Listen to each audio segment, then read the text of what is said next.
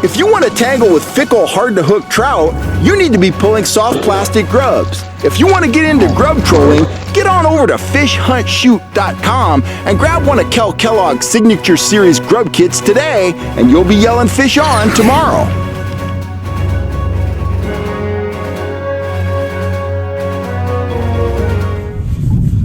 Nice. That fish jumped all over a larva-colored grub at about 11 feet deep, trolling at 1.4 miles an hour. This guy feels heavy. Hard to tell in this wind. I don't think I had that grub on there for maybe a minute or so, and he was just all over it. Oh, this is a hefty fish. Look at the bend in that rod.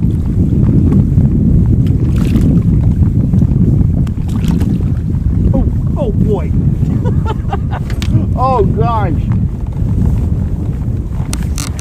Look at that. This is a nice fish. Jumped all over that larva colored grub. You know, they feed on a lot of insects at Davis, and that grub's a pretty good match. It's all messed up right now. But that tiny little hook had him right in the tip of the nose. There's no way he was getting away. Awesome. Little grubs. Big results, man. Get this guy in the cooler. Have you ever been trout fishing in the high mountains? You know, you get out on the lake, you immediately start catching fish. They're jumping all over your spoons or plugs or whatever you're pulling. And then all of a sudden, aquatic insects start coming off and you can't get hit anymore. Congratulations. You've just been introduced to what we call selective trout, and the fly fishermen out there, they know exactly what I'm talking about. When trout, you know, that when they're confronted with an abundant food source, whether it be, you know, flying ants or hatching mayflies or whatever it is, they'll get dialed in on that food source, they'll get tunnel vision, and catching them on anything else can be extremely challenging.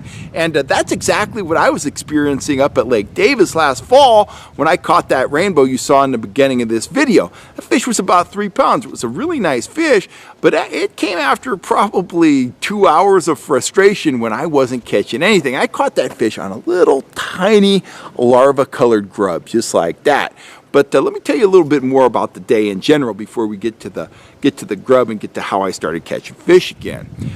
Hit the water early, just like I described. I started nailing fish on spoons and big trolling flies. Man, I was doing great. I probably had 20 fish that morning, and all of a sudden, bugs started coming off, and I couldn't get hit anymore.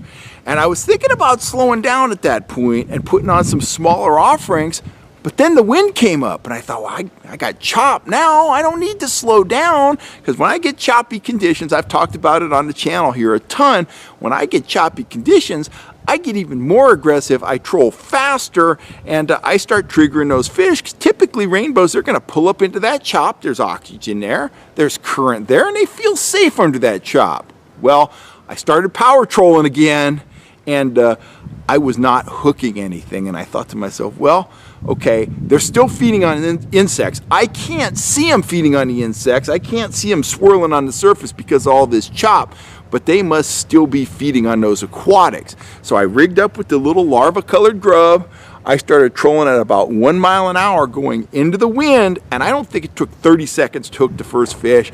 And I got another probably half dozen fish or so before I had to pull off because it just got so rough out there. And that bite probably went on for as long as those aquatics were hatching. So I could have kept on catching fish on small grubs, stuff like that. But ultimately, I had to go home, 1, and 2, it wasn't real safe out there. I had some pretty big rollers, some pretty big white caps, and I chickened out and I went back to the ramp. So the question is, when you're out on a lake and they start, you know, the trout start feeding on aquatics, they get that tunnel vision, and your bite shuts down, what can you do to reinvigorate the bite? Particularly, can't even talk, if you want to continue trolling. Now, anytime that happens, you could stop trolling, bust out a slip bobber and a worm, and you're probably going to catch fish because they just have a hard time laying off a worm when you put it right in their face. But bait fishing's not for everybody. If you want to keep on trolling, what can you do to catch fish when they're feeding on aquatics? And typically that means downsizing, slowing down, and going with some buggy or natural type presentations. Now, when I was at Davis, as I showed you, I reached for one of my small larva colored grubs.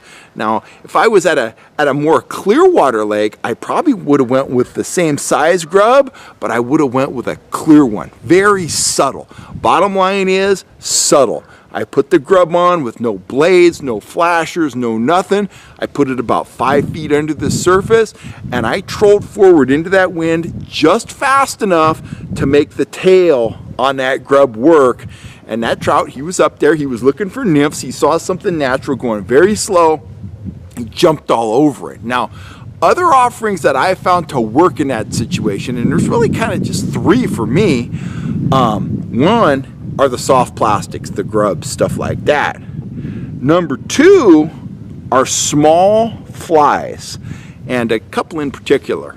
Small woolly boogers in natural colors like that. I might fish these with a wiggle disc, but more than likely, I'm going to troll them at 1 mile an hour or less, and I'm going to troll them with no attractor and no action whatsoever. I'm just going to rely on that hackle and that marabou tail to create the action and draw the strikes. Another fly that I found to work very well in that situation is even subtler than a woolly booger. It's a straight up woolly worm. A woolly worm is basically a woolly booger without the marabou tail. And again, no blades, no flashers, no discs, no nothing. Just move that through the water at 1 mile an hour or less, and you will probably start getting hit again. And finally, either a threaded night crawler or a threaded gulp worm, and you don't want to go big. If I was going to use a gulp worm like this, I would cut that piece of worm down to about 3/4 of an inch to maybe an inch max. The key is going slow, going small, and getting as close to those insects that the fish are eating as you possibly can. Kind of final thought on this. Brian Ricucci, Big Daddy's Guide Service, master troller. He fishes at Lake Almanor. I distinctly remember this. And, you know, whenever I go trout fishing, I've been doing it forever, but whenever I go trout fishing, I try to learn something. And this is triply true when I go out with a master guide like Brian Ricucci. So we're up at Almanor. It's early June. And we go to this big flat. And it's fairly deep. It's like 30 feet deep.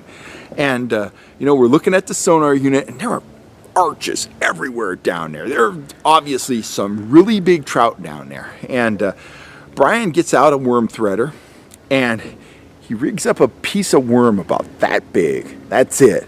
No blades, no dodgers, no nothing. Little piece of worm, that big. He drops it down there within about 3 feet of the bottom. And that's what we start trolling. So I'm talking to him. I'm like, what's the deal, Brian? He said, well, they're the big old giant, I forget what they're called, the hexagenia mayflies are in Almanor.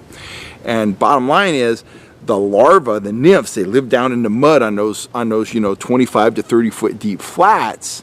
And when they get ready to hatch, they gotta swim up to the surface. And Brian, we're looking at all these arches on the screen, and Brian's all, yeah, how would you like to be a bug, backstroking through all those marks to get to the surface? And I was like, ooh, that doesn't sound like much fun. But we started catching fish on the worms, and I'm like, what's the deal with that? You're not really matching the insects. He said, no, I'm not matching the insects at all.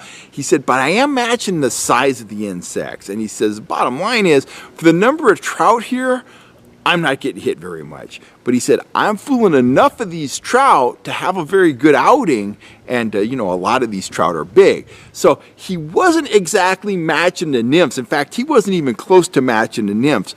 But what he was doing was he was tricking some percentage of those fish around. And that's exactly what I was doing with my little grub. I was trolling near the surface, but those fish were feeding on some sort of mayfly. And by trolling this grub slowly past them, even though it was bigger than what they were actually eating, I was able to draw some strikes. Now, when I was trolling spoons and big flies, I wasn't able to draw any strikes. So it wasn't a wide open bite, but it did allow me to catch several more fish before I had to call it a day. Anyway, it's just a thought on how you deal with an insect hatch up in the high mountains when it occurs and kind of shuts your bite down before you're ready to go in. It can be a day saver. And it's little things like that that just add to your, your total of fish throughout the season.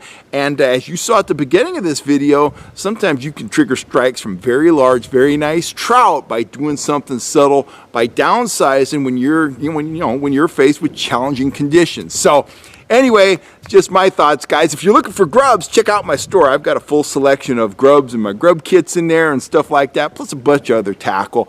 I want to thank you guys for all the support you've given the channel, all the love you've given to us.